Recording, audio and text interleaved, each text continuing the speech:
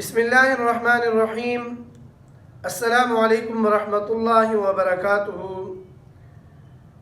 تسہیل البیان فی مضامین القرآن، مؤلف ہمارے استاذی مکرم شیخ التفسیر والحدیث حضرت مولانا سید چراغ الدین شاہ صاحب دامت برکاتہم العالیہ ہے۔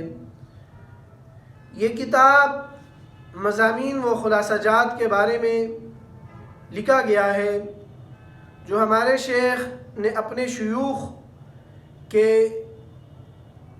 جو مضامین اور خلاصہ جات وہ دوران تفسیر بیان فرماتے تھے وہ حضرت نے نوٹ فرمائے، تو یہ وہی مضامین قرآنی جو ہے آپ حضرات کے سامنے میں پیش کر رہا ہوں۔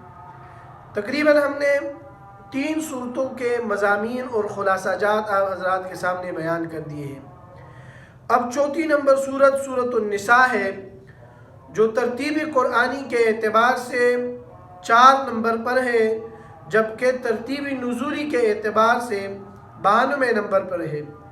مدینیت نزلت قبل الزلزال و بعد الممتحنہ، یہ مدنی صورت زلزال سے پہلے جو ہے نا نازل ہوئی ہے اور ممتحنہ کے بعد نازل ہوئی ہے۔ اس میں آیات 186 ہے، رکوع 24 ہے۔ ربط سورۃ النساء مع سورہ آل عمران، سورہ فاتحہ میں 3 جماعتوں یعنی منعم علیہ، مغضوب علیہ، ضالین کا اجمالی ذکر تھا۔ سورہ بقرہ میں مغضوب علیہ یعنی یہودیوں کے حالات و واقعات اور ان کی قباحتیں مذکور ہیں۔ سورہ آل عمران میں ضالین یعنی نصارہ کا تفصیلی ذکر تھا۔ سورہ نساء میں پہلی جماعت یعنی منعم علیہ سے خطاب ہوگا۔ نیز آل عمران میں اصلاحی عقیدہ کا بیان تھا، جبکہ سورہ نساء میں اصلاحی معاشرت کا بیان ہوگا۔ ربط نمبر 2، سورہ بقرہ میں 4 مرکزی مضامین یعنی توحید، رسالت، جہاد اور انفاق کے ساتھ امور انتظامیہ اور امور مصلحہ کا ذکر تھا۔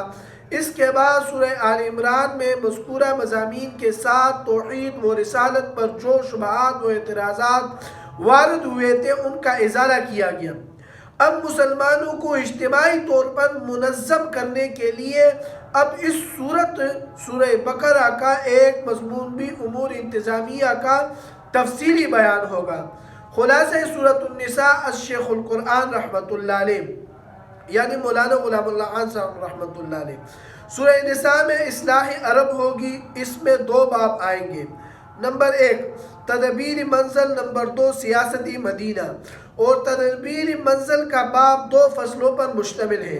قانون اصلاح اعمال، قانون اصلاح ازواج، اصلاح ازواج میں اصلاح اولاد خود بخود ہو جائے گی، اور اگر مال کی درآمد صحیح ہو جائے یعنی مال کو صحیح اور مشروع طریقے سے حاصل کیا جائے تو سنگ بنیاد کام ہو جائے گی، ورنہ سنگ بنیاد ہی میں کھجی اور خرابی آ جائے گی، کیونکہ جس کا لقمہ حرام ہے نہ اس کے قلب میں نور ہوگا، نہ اس کے کام میں برکت ہوگی، نہ اس کی عبادت درجہ قبولیت پائے گی، اور نہ اس کی دعا مستجاب ہوگی، سب نحوستیں جمع ہوگی اور قلب مسخ ہو جائے گا، پھر اولاد بھی اسی طرح ہوگی، غرض ان خرابیوں کا اختمام مشکل ہوگا۔